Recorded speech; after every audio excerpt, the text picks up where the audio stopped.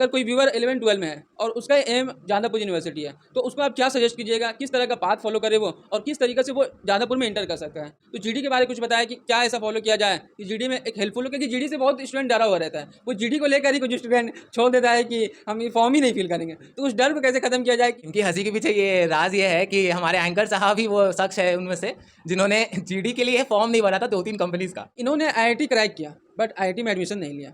इन्होंने bit set crack किया but bit set से एडमिशन नहीं लिया। ये आए हमारे कोलकाता के कॉलेज जादवपुर यूनिवर्सिटी। और इसमें एक फन फैक्ट ये है कि जो हमसे सवाल पूछ रहे हैं वो एक खुद एक कोडर है, जिन्होंने मुझसे बहुत पहले से कोडिंग स्टार्ट की है, तो वो आपको ज़्यादा अच्छे से बता पाएंगे कि क्या सीन है करने का। अस्सलाम वालेकुम, welcome all of you to the second episode of the Imam show. आज के हमारे गेस्ट हैं आयुष कुमार बर्नवाल।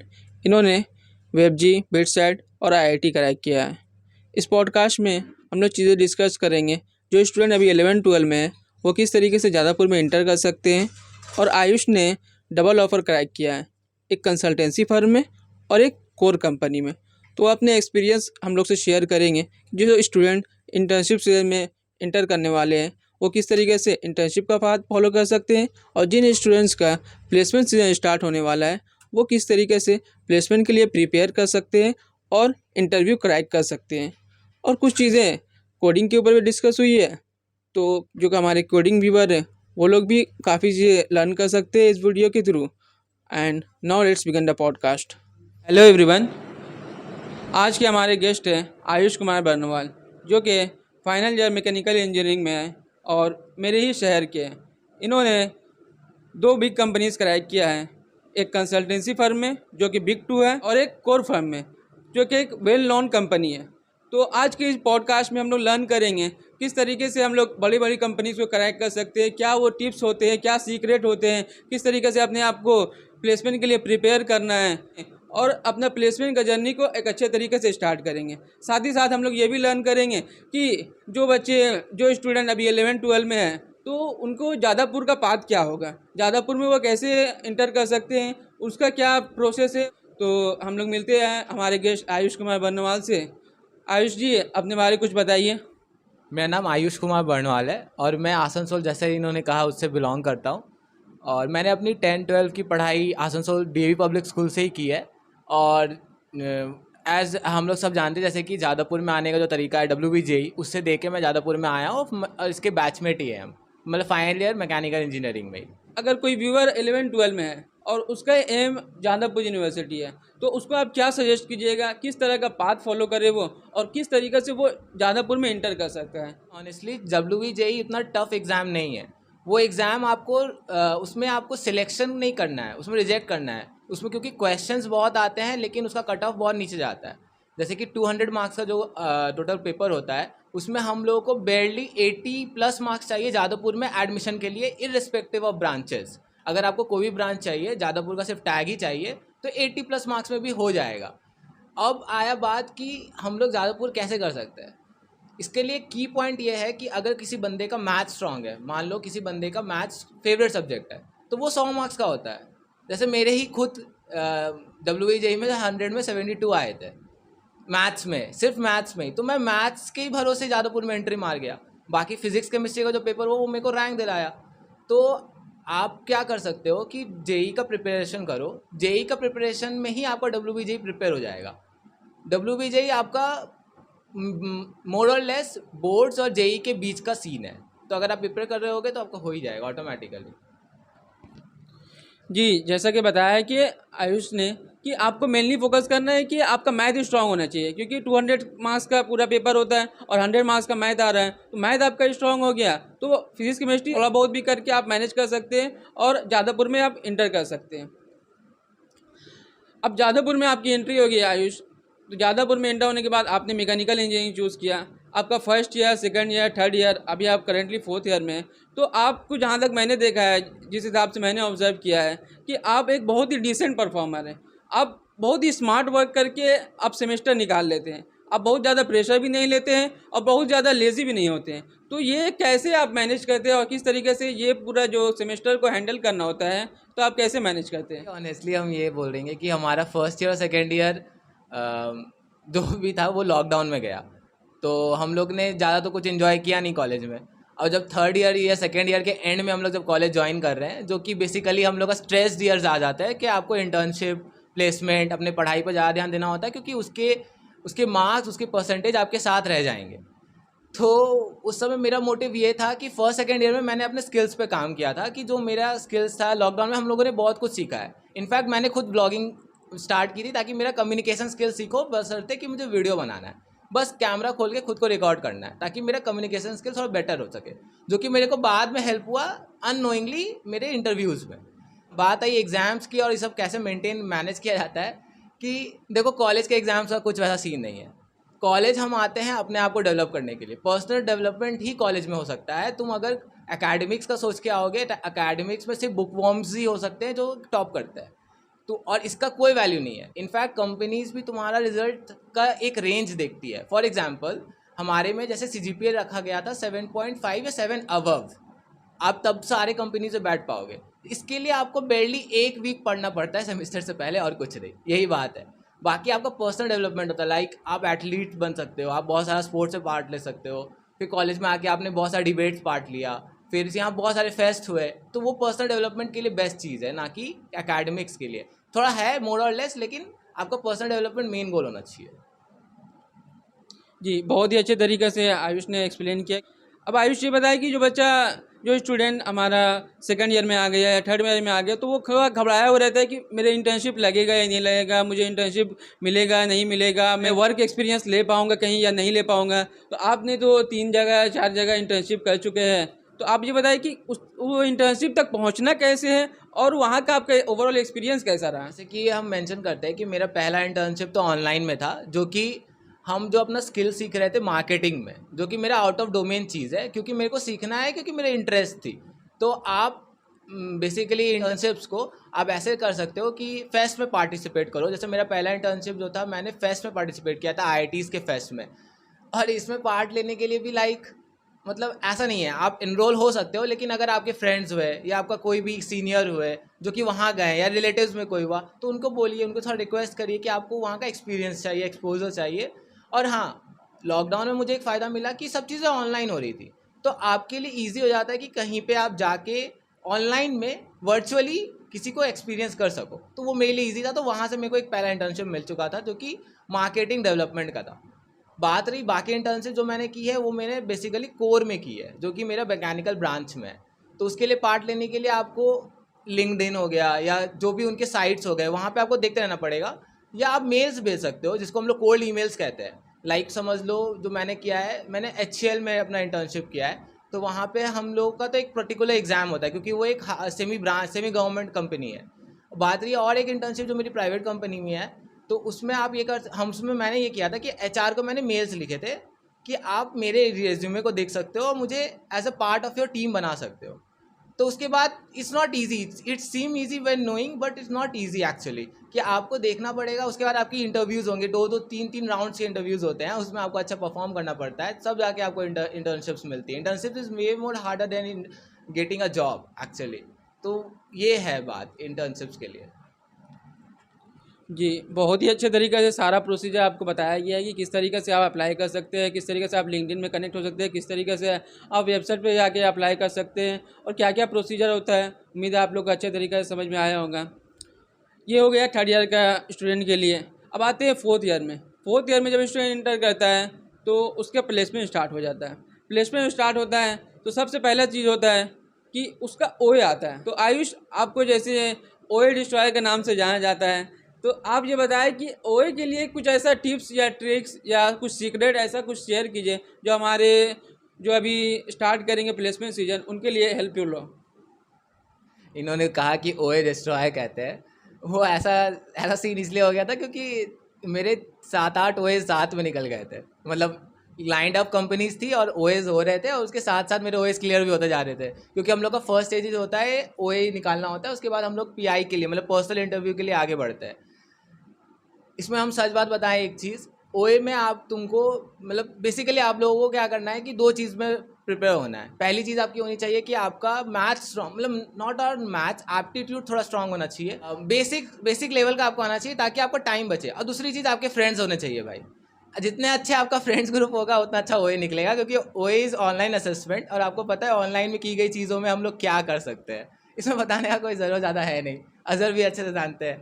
तो इसमें बस वही चीज़ है कि आपका जितना अच्छा कम्युनिटी होगा, फ्रेंड्स कम्युनिटी होगा, उतना जल्दी आपका ओए निकलेगा, बस यही सीन है। हाँ, ये चीज़ है कि बहुत सारी साइट्स में, बहुत सारे प्लेटफॉर्म्स में अच्छे ओए लिए जाते हैं, जहाँ पे इट्स नॉट पॉसिबल कि आपके फ्रेंड्स भी इन्वॉल्व हो सके, तो उसके लिए थोड़ा सा हम ये कहेंगे कि एप्टीट्यूड आपको स्ट्रॉन्ग होना चाहिए। बाकी इंग्लिश तो हम लोग स्टार्टिंग से ही करते आ रहे हैं, इंग्लिश कम्युनिकेशन जो भी इसका स्किल्स का जो पूछता है, तो इसमें तो कोई ज़्यादा दिक्कत आनी नहीं चाहिए। जी, काफ़ी अच्छे तरीके से बताया कि ओए किस तरीके से हम लोगों को क्रैक करना है। ओए के बाद आता है कुछ कंपनी जो है वो जीडी लेना चाहती है कि जीडी के बाद ही हम लोग आगे का प्रोसीजर फॉलो करेंगे। तो जीडी के बारे में कुछ बताया कि क्या ऐसा फॉलो किया जाए कि जीडी में एक हेल्पफुल हो, क्योंकि जीडी से बहुत स्टूडेंट डरा हुआ रहता है। वो जीडी को लेकर ही कुछ स्टूडेंट छोड़ देता है कि हम ये फॉर्म ही नहीं फिल करेंगे। तो उस डर को कैसे ख़त्म किया जाए कि जीडी को शामिल होना है, उससे हम लोग को लर्न करना है, उसमें ग्रो करना है। सिलेक्शन रिजेक्शन वो अलग पार्ट है, बट हम लोग को एक पार्टिसिपेट करना है। तो ये बताएं उस डर को कैसे ख़त्म किया जाए। इनकी हंसी के पीछे ये राज ये है कि हमारे एंकर साहब ही वो शख्स है उनमें से जिन्होंने जीडी के लिए फॉर्म नहीं भरा था 2-3 कंपनीज का। बात रही कि जीडी के चक्कर में हम लोग क्यों नहीं भरते या क्यों डर होता है, कि जीडी बेसिकली ग्रुप डिस्कशन इसको हम लोग कहते हैं। उसमें क्या होता है कि हम लोग को एक रैंडम टॉपिक दे दिया जाएगा और आपको ग्रुप ऑफ पीपल में इसका सोल्यूशन निकालना है। तो इसको आप रैंडम ही रखिए, आपको अपने आप को अपडेट रखना है। जीडी क्या है कि आपका खुद का व्यूज़ क्या है टॉपिक के लिए, या ये कोई भी इंसिडेंट हो गया या कोई भी चीज़ के लिए, वो आपका वो कंपनी जानना चाहती है। मोटिव ये नहीं है कि वो आपको नॉलेज कितना है, उसका मोटिव है कि आप सामने वाले को कितना समझा पा रहे हो, अपने टॉपिक से कितना कन्विंस कर पा रहे हो। जैसे हमारे यहाँ पे जो जीडी होती है, हुई थी इस बार, सबका मेन इस बार एजेंडा था कि कोविड को लेके, क्योंकि ये बहुत हॉट टॉपिक है। इलेक्ट्रिक व्हीकल्स, मैकेनिकल इंजीनियरिंग में इलेक्ट्रिक व्हीकल्स का क्या अप्रोच है, वो सारे हॉट टॉपिक्स हो गए। तो इसके पीछे हम लोग क्या सोच रहे हैं, क्या सोच है, क्या कंपनी को उससे फ़ायदा मिलेगा, ये सारी सोच होती है। तो जितना ज़्यादा आप खुद को नॉलेज रखोगे, अपने आप को अपडेट रखोगे, उतने अच्छे अपने अपने वर्ड्स खुद सामने आते जाएंगे। इसके लिए आपको टेंशन लेने की ज़रूरत है नहीं। अब आप ये बताएं आयुष कि आपका 2 कंपनी में प्लेसमेंट हुआ है, आपको डबल ऑफर मिला है। एक कंसल्टेंसी फर्म में प्लेसमेंट हुआ है जो कि बिग 2 कंपनी है, और एक कोर कंपनी में प्लेसमेंट हुआ है जो कि एक वेल नोन कंपनी है। तो कंसल्टेंसी के लिए किस हिसाब से प्रिपेयर करे एक पर्सन जिसका इंटरव्यू क्रैक हो जाए। देखिए, हम अपने एक्सपीरियंस में पूरा बताएंगे ये क्या सीन है, क्योंकि हम ऐसा तो नहीं कहेंगे कि मेरा रिज्यूमे बहुत स्ट्रांग है, लेकिन हाँ डिसेंट तो है। ऐसा नहीं है कि कंपनी सिर्फ रिज्यूमे देख के हमको छाट दे, ऐसा तो नहीं हो सकता। उन्हें मेरे को भी जज करना पड़ेगा, सिर्फ रिज्यूमे देख के जज नहीं कर सकती है। तो बात रही एक्सपीरियंसेस की, मुझे रिजेक्शंस मिले हैं, मुझे कंसल्टेंसी कंपनी से भी रिजेक्शन मिला है। और उसका रीज़न हम ये समझते हैं कि कंसल्टेंसी आपको देखती है कि आप कितना अच्छा समझा पाते हो सामने वाले को। जितना अच्छा आपकी कम्युनिकेशन स्किल होगी, जितना अच्छा आप सामने वाले को समझा पाओगे, कंसल्ट कर पाओगे, जैसे नाम पे ही है कंसल्टेंसी, कंसल्ट करना, उतना अच्छा आपका ये इंटरव्यू अच्छा होगा। बात रही कि कंपनीज़ क्या चाहती है, कंपनीज़ बेसिकली आपका एनालिटिकल अप्रोच भी देखती है कि आप कैसे अपने आप को ढाल पा रहे हो सिचुएशन से, या सिचुएशन से निकाल पा रहे हो, जिसको हम लोग कहते हैं कि सिचुएशन बेस्ड सिनेरियोज देना। जैसे मुझे याद है कि मुझे एक सवाल पूछा गया था, उसमें पूछा था कि मान लो एक कोई कंपनी है टूथपेस्ट की, और टूथपेस्ट में आपको फ्लेवर्स चेंज करने हैं, तो आप कैसे डिसाइड करोगे कि कौन सा फ्लेवर मार्केट में ज़्यादा चलेगा। लेकिन वो इसलिए जाना चाह रही है कि एज अ कंपनी आप ऑल राउंड परफॉर्मेंस दे पा रहे हो कि नहीं, या कैसे आप चलाओगे, अपने आप को ढाल पाओगे कि आपको कोई भी सिनेरियो दे दिया कंपनी के अंदर में, आप उसमें कैसे आपको खुद को डाल रहे हो। अब आप कोर से रिलेटेड कुछ बता दें कि जो स्टूडेंट कोर के लिए प्रिपेयर कर रहे हैं, तो आपका कोर का इंटरव्यू का एक्सपीरियंस कैसा था, उस बारे में थोड़ा बता दीजिए, जिससे हमारे व्यूअर्स को जो इनका प्लेसमेंट सीजन स्टार्ट होने वाला है, वो जो कोर के लिए प्रिपेयर हो रहे हैं तो अच्छे तरीके से प्रिपेयर हो जाए। कोर इंटरव्यूज़ का सिंपल फंडा है, कंपनीज जो भी आएंगी आपका फंडामेंटल चेक करती हैं, बाद बाकी आपका जो भी कम्युनिकेशन स्किल है वो सब सीन होता है कि कंपनी के हिसाब से पढ़ना होगा हमें। कंपनी अपने साथ एक जीडी लेके आती है, तो उस जीडी को हमको पढ़ना है। उसके बाद आपके 3-4 बेसिक जो भी टॉपिक्स हो गए, बेसिक सब्जेक्ट्स हो गए, जैसे हम मेरे मैकेनिकल का अगर बात करें तो आप लोगों को पता होगा फ्लूइड मैकेनिक्स हो गया, या थर्मोडायनेमिक्स हो गया, मटेरियल साइंस एंड हैंडलिंग जो भी हम लोग बोलते हैं, ये सारे सब्जेक्ट, या आईसी इंजन हो गया, जो कि मान लीजिए ऑटोमोबाइल कंपनी है, या आईसी इंजन आपको अगर नहीं पता है तो आप कैसे ही कोई भी ऑटोमोबाइल कंपनी के पार्ट बन सकते हो। तो इसमें सिंपल ये है कि आपको एक डोमेन चूज़ करना है कि ये 4-5 सब्जेक्ट्स क्लियर करने के बाद, जैसे मान लीजिए आपका मैकेनिकल का प्लेसमेंट स्टार्ट हो रहा है, तो आपने ये 5 फंडामेंटल सब्जेक्ट्स क्लियर कर लिए। उसके बाद आपको देखना है कि कंपनी अपने साथ क्या जीडी और रोल लेके आ रही है, और उस रोल के हिसाब से अपने आप को पढ़ना है। मान कोई कंपनी आ गई महिंद्रा बोल के, महिंद्रा का ऑटोमोबाइल से कंपनी, ऑटोमोबाइल की कंपनी है, वो आ गई। अब आप उसके लिए कैसे पढ़ोगे? आपकी 5 फंडामेंटल सब्जेक्ट्स क्लियर है, तो आप एक काम करोगे, आईसी इंजन पे ज़्यादा ध्यान दोगे या हीट ट्रांसफर पे ज़्यादा ध्यान दोगे, ताकि जो कंपनी को लगे कि हाँ ये 2 सब्जेक्ट इस पे कमांड है, बाकी का इसको नॉलेज है। तो कोर के लिए एक सिंपल फंडा है। बाकी आपका हाँ यही कहेंगे कि कम्युनिकेशन स्किल अच्छा होना चाहिए, कि हर जगह ये आएगा ही आएगा, ये आपका पीछा नहीं छोड़ने वाला।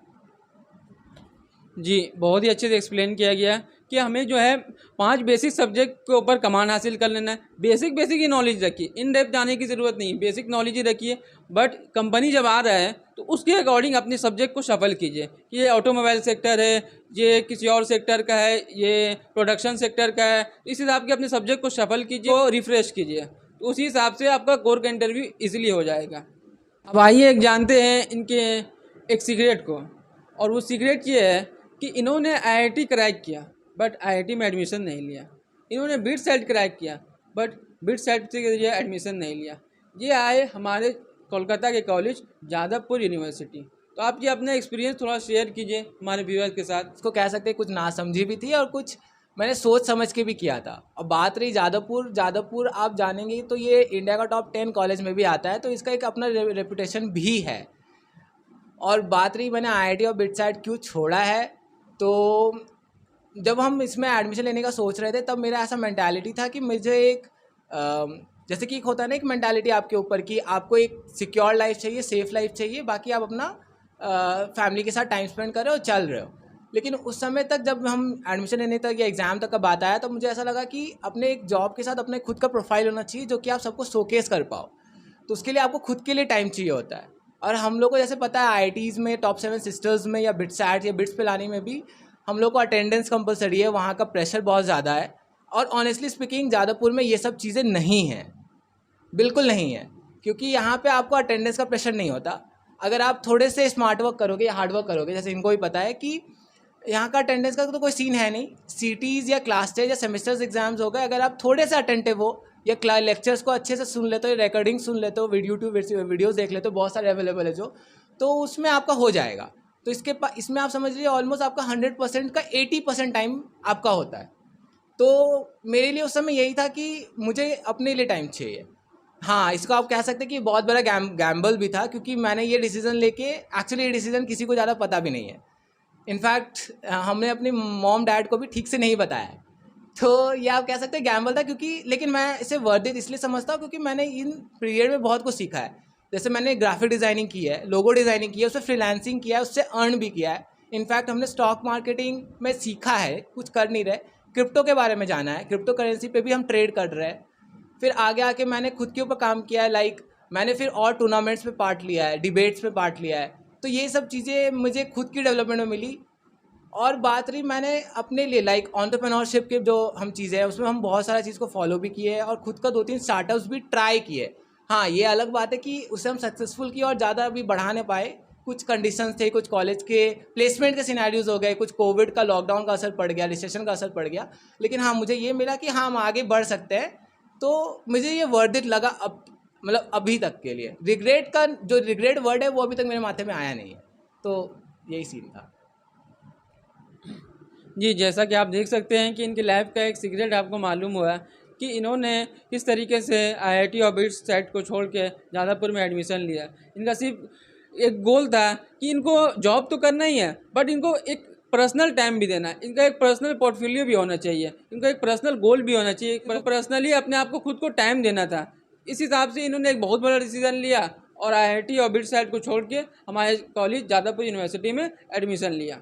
आयुष, ये बताएं कि आपने कोडिंग के जर्नी भी स्टार्ट किया था, कोडिंग में भी आप बहुत अच्छे कोडर थे, तो जो हमारे कोडर व्यूअर हैं उनके लिए कुछ टिप्स शेयर कर दीजिए, कुछ एडवाइस शेयर कर लीजिए जो उनके लिए हेल्पफुल हो। देखिए, कोडिंग करने का ऐसा सीन है कि आप कोडिंग में क्या सीखना चाह रहे हो। जैसे कि अभी के लिए आप अगर मार्केट सिनेरियो देखोगे तो करंट सिचुएशन ऐसी है कि हमारी कोडिंग इंडस्ट्री बहुत ज़्यादा सैचुरेटेड हो गई है। तो आप सिर्फ कोडिंग करके तो आगे नहीं बढ़ सकते, आपको कोडिंग में एक पाथ चुनना पड़ेगा। जैसे कि अभी का बहुत फेमस चल रहा है एआई चल रहा है, ये समझ लीजिए डाटा एनालिस्ट का चीज़ चल रहा है, जिसमें आपको कोडिंग के अलावा बहुत कुछ सीखना पड़ेगा। और बात रही मेरी जर्नी की, मैंने तो स्टार्ट किया था एज अ लर्नर, मुझे सीखना है। यही ये सीखना के चक्कर में ही हमने बहुत सारी चीज़ें की है, जो कि आप समझ सकते हो। अगर हम एक specific typical Indian word use करें, कांड किए हैं, जैसे IITs छोड़ना या बिटसैट छोड़ना, जो कांड किया है, ये सारी चीज़ें भी इसमें इंक्लूडेड है कि मुझे सीखना था। इसका मतलब ये नहीं कि आप लोग भी यही करें। आपकी इच्छा या आपका फैमिली या आपकी जो भी अलाउ करती है, या आपका गट्स जो अलाउ करता है, या आप जो समझ पा रहे हो कि हम जाके आगे रिग्रेट ना कर पाएँ, करेंगे, खुद को ऐसा दोष नहीं देंगे, वही करना है। तो मेरा ऐसा सजेशन है कि कोडिंग में भी मैंने एज अ लर्नर स्टार्ट किया था।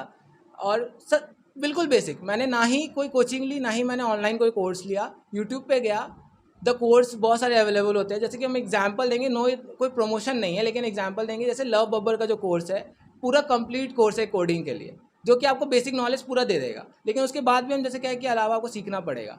और इसमें एक फन फैक्ट ये है कि जो हमसे सवाल पूछ रहे हैं वो खुद एक कोडर है, जिन्होंने मुझसे बहुत पहले से कोडिंग स्टार्ट की है। तो वो आपको ज़्यादा अच्छे से बता पाएंगे कि क्या सीन है करने का। मेरा भी कुछ एक्सपीरियंस है, मैं भी कुछ शेयर कर देता हूँ। मेरी एक्सपीरियंस ऐसी शुरू हुई थी कि मैंने अपने एक दोस्त के साथ फर्स्ट ईयर से ही स्टार्ट कर दिया था कोडिंग करना। मैंने पहले सी लैंग्वेज स्टार्ट किया और सी लैंग्वेज में ही कोडिंग करता चला गया। उसके बाद C++ में इंटर किया और उसके बाद थोड़ा बहुत DSA किया। इस तरीके से मेरा सेकंड ईयर स्टार्ट हो गया था। स्टार्ट होने के बाद मैंने कोडिंग निंजा का एक स्कॉलरशिप टेस्ट दिया और स्कॉलरशिप टेस्ट देने के बाद उसमें मैं क्वालिफाई कर गया। उसमें मुझे बहुत अच्छा स्कॉलरशिप मिला और बहुत ही मिनिमम अमाउंट में मुझे उनका कोर्स मिल गया। और उनका कोर्स बहुत ही उम्दा है, बहुत ही अच्छा था। मैंने पूरा करिकुलम को फॉलो किया, एक एक वीडियो को फॉलो किया, एक एक उनका कोडिंग क्वेश्चन को फॉलो किया, हर एक चीज़ को अच्छे से प्रैक्टिस करता चला गया। और एट द एंड एक स्क्रीनिंग टेस्ट होता है जादवपुर यूनिवर्सिटी में, उस कोडिंग टेस्ट में ऑल ओवर डिपार्टमेंट में मेरा रैंक 7 आया था। इस हिसाब से मैंने अपना एक कोडिंग जर्नी किया। आप लोग भी फॉलो कर सकते हैं जिस हिसाब से। और लव बब्बर है यूट्यूब पे, उनका बहुत ही अच्छा यूट्यूब चैनल है और बहुत ही बेसिक से लेके चले हैं और बहुत ही डीप तक लेके जाए हैं। और जैसे श्रद्धा मैम है अपना कॉलेज पे, उनको भी फॉलो कर सकते हैं, उनका भी वीडियोस आता रहता है कोडिंग से रिलेटेड। स्ट्रैबर को फॉलो कर लीजिए, उनका बहुत ही एक शॉर्ट वीडियो रहता है और आपको शॉर्टकट में एक बहुत कुछ सिखा देते हैं। तो इन चैनल्स को फॉलो कीजिए और क्वेश्चन प्रैक्टिस कीजिए। हर रोज़ आप कोडिंग को टाइम दीजिए। हर रोज़ आपको minimum two minimum 2 question 3 question करना ही करना है, उससे कम आप जा ही नहीं कर सकते हैं। 2 क्वेश्चन 3 क्वेश्चन आप लगाइए, जितना भी बिजी शेड्यूल हो आपका, आपको कोडिंग क्वेश्चन लगाना ही है। और जब फ्री रहे तो आप ज़्यादा से ज़्यादा प्रैक्टिस कीजिए, ज़्यादा से ज़्यादा खुद को टाइम दीजिए। बट आप जितना ही बिजी शेड्यूल रहे उसमें आपको टाइम निकाल के आपको कोडिंग को देना ही होगा। उसके बाद आपका धीरे धीरे एक क्रिटिकल थिंकिंग डेवलप होगा, आपका एक लॉजिकल थिंकिंग डेवलप होगा और इस हिसाब से आपका कोडिंग जर्नी स्टार्ट होगा। अब माहौल को थोड़ा लाइट करते हैं।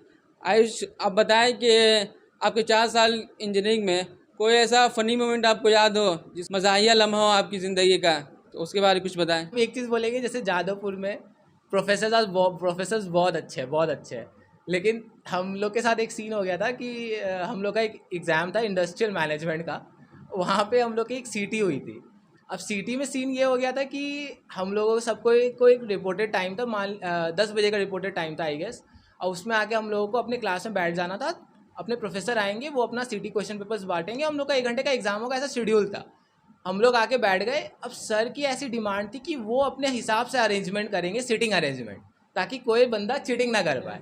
ये ऑनेस्टली है, चीटिंग ना कर पाए, क्योंकि हम लोग तो अपने दोस्त लोगों के साथ बैठते हैं। जैसे हम अजहर बैठे थे और मेरे और भी 2-3 फ्रेंड्स हम लोग के, वो उनके साथ। अब क्या हुआ, सर आके ऐसा प्रपोजल रखे कि सबको मेरे हिसाब से बैठोगे।